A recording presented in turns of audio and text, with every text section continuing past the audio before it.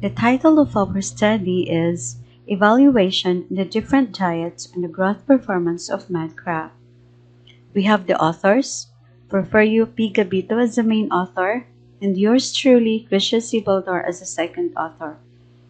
I will be presenting our study since Mr. Porfirio P. Gabito is attending an equally important matter. Scylla serrata, also known as mad crab or mangrove crab, is one of the best shellfish.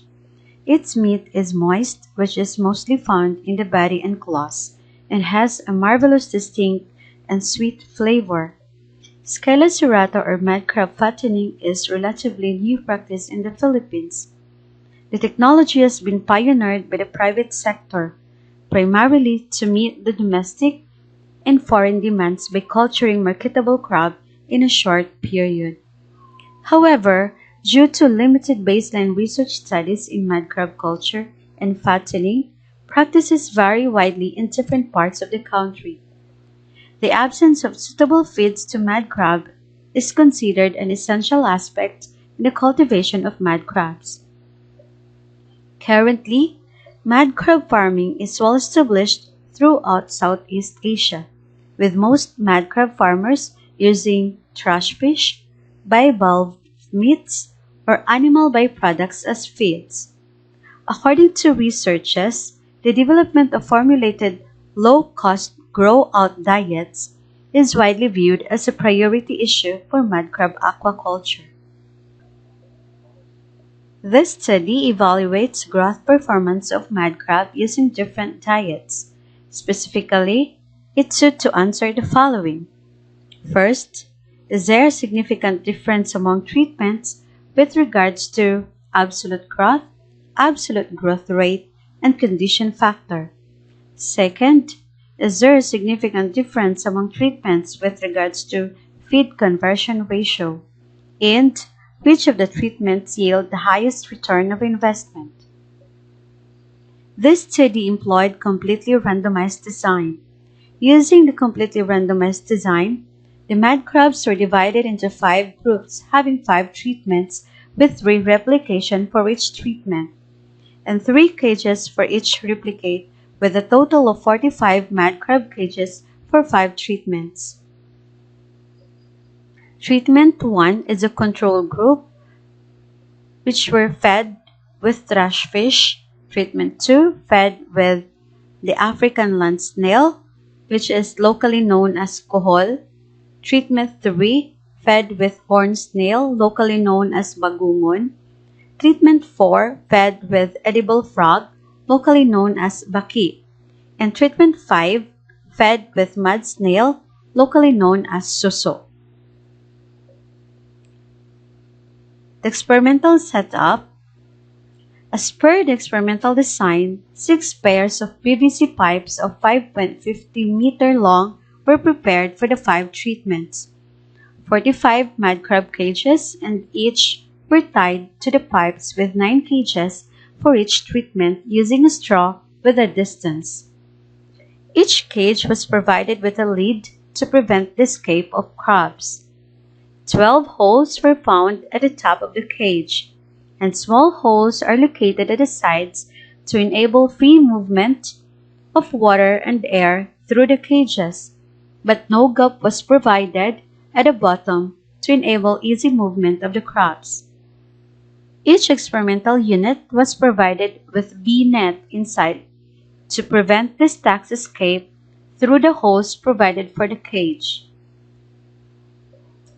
Stacking. 60 crablets were purchased to give allowance for mortality. 1 crablet was individually placed in every mad crab cage. Therefore, there were 45 crablets under study. Each replication has 3 cages, totaling 9 cages for every treatment. Each cage has a stacking density of 1 lean crab. Experimental feeds preparation. The crabs were fed twice a day at 7 a.m. and 8 p.m. at 7% of the stocked crab's body weight, specifically on the treatments given. Treatment 1, which is the control group, the crabs were fed with thrush fish, treatment 2 with African land snail, treatment 3 with horned snail, treatment 4 with edible frog, and treatment 5 with mad snail. The sampling for weight measurement. After the initial weighing, the mad crabs placed individually in 45 cages. The following were recorded in each weighing, like the days of culture, body length, body weight, the crab's weight after each feeding time, and amount of feeds consumed were recorded for each treatment. There was feeding in the evening since mad crabs are nocturnal animals. The weighing was also done every 7 days as scheduled. The data obtained were tabulated, interpreted, and analyzed to find the absolute growth rate, the biomass, total feed consumed, days of culture, condition factor, food conversion ratio, and return of investment for every treatment. Harvesting. After the fattening period of 21 days, all the crabs were harvested by draining out the pond water and individually caught by hand in the cages. The pincers of the crab were bound with straw or string to enable easy handling. In the data analysis, the statistical measures applied were the means for every treatment for all the variables. The one-way analysis of variance was also used to determine the significance of the 5 treatments applied to the different groups of mud crab. Table 1 shows the analysis of variance and the significant difference of 5 treatments in terms of absolute growth rate, and condition factor. The result shows that 5 treatments are significantly different in terms of absolute growth and absolute growth rate at 0.01 level of significance with values 12.046 and a p-value of 0.001 and an f-value of 12.263 with a p-value of 0.001 respectively. This implies that 5 treatments have different effect to the absolute growth of mud crab and to the absolute growth rate. The highest average growth increment is found in treatment 2, which were fed with African land snail. However, treatments were not statistically significant in terms of condition factor.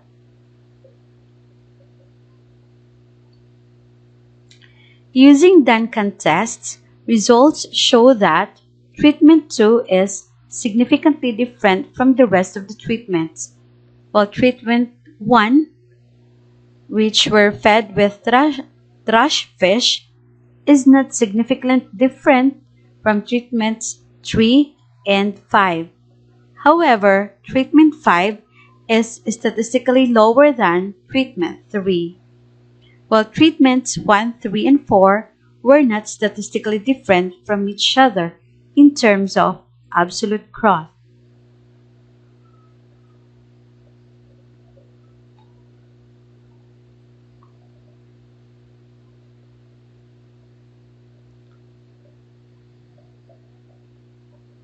Treatment 2 is statistically different from other treatments, while treatment 1, 3, and 5 do not significantly differ in terms of absolute growth rate. Also, treatment 3, 1, and 4 were not statistically different from each other. Table 2 shows the analysis of variance and significant difference among 5 treatments with regards to feed conversion ratio or FCR. Results in Table 2 shows that treatments were statistically significant in terms of feed conversion ratio at 1% level of significance, with F value of 69.468 and a P value of 0.000. The low feed conversion ratio was found in treatment 2, those which were fed with African land snail of 1.38 FCR. which is a good indication that the feed is of high quality. And the highest feed conversion ratio was found in treatment 5, which were fed with mud snail with an FCR of 2.57, meaning it has low quality feed. It implies that the findings jibe with the condition factor. Findings of the Duncan's test was that treatments were statistically different from each other. That is, treatment 2 is statistically different from treatments 1, 3, 4, and 5. However, treatments 4 and 1 were not statistically different.